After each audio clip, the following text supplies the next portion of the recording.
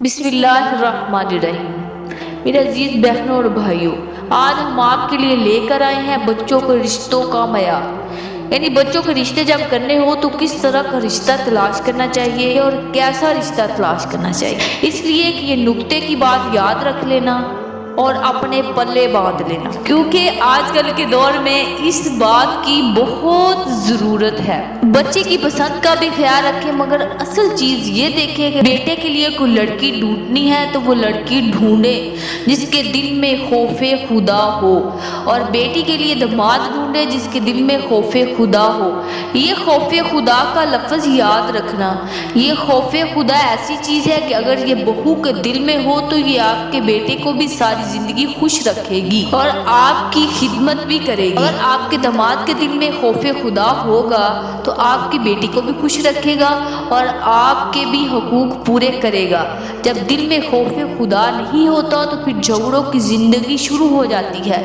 اس لیے یہاں آپ باقی تمام چیزیں دیکھیں، ایک نکتے کی بات اس عاجز نے آپ کو بتا دی ہے۔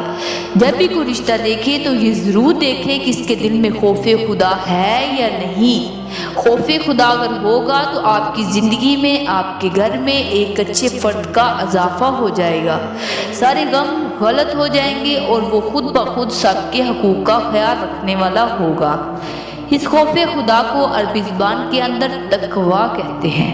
تقویٰ اتنا اہم ہے کہ قرآن مجید میں ہر چند آیتوں کے بعد تقویٰ اختیار کرنے کا حکم دیا ہے۔ خاص طور پر سورۃ النساء کو پڑھ کر دیکھ لیجئے، ہر چند آیتوں کے بعد واتقوا اللہ واتقوا اللہ، یہ جو بار بار واتقوا اللہ کہا گیا ہے، اللہ تعالیٰ جانتے ہیں تقوی کے بغیر میاں بیوی کے معاملات میں توازن نہیں رکھا جا سکتا ہے، افراتفری کا خطرہ ہے، اس لیے بار بار تقوی کی تلقین دی گئی ہے۔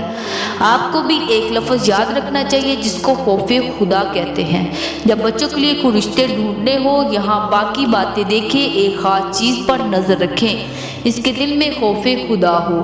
اگر خوف خدا ہو تو پھر آپ کے گھر کا ایک اچھا فرد بن کر رہے گا، اگر لڑکی ہے تو بھی اچھا فرد بن کر رہے گی کہ آپ کی زندگی میں خوشیاں آئیں گی۔ صحابہ کرام اسی معیار کو سامنے رکھتے تھے اور بیٹیوں اور بیٹوں کے رشتے کرتے تھے۔